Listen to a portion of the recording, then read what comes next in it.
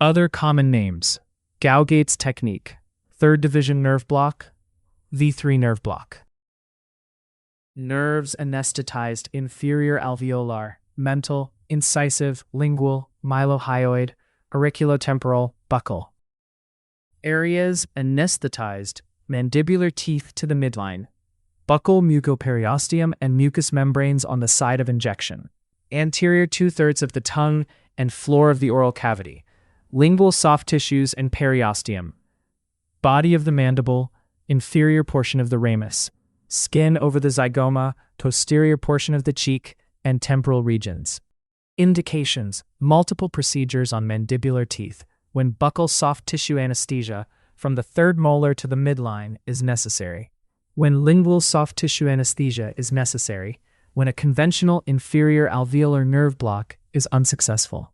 Contraindications: infection or acute inflammation in the area of injection, rare.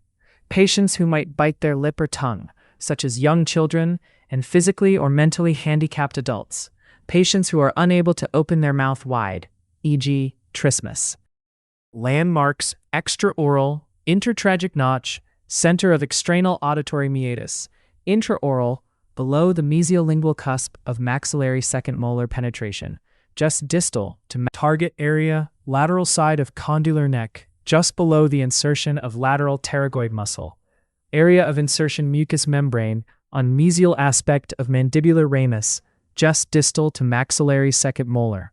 Technique: a 25 or 27 gauge needle is recommended. Orientation of bevel not critical. Direct the needle from contralateral side.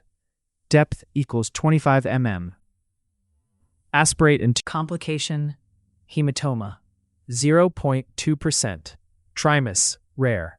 Temporary paralysis of cranial nerves. Oculomotor, trochlear, abducent.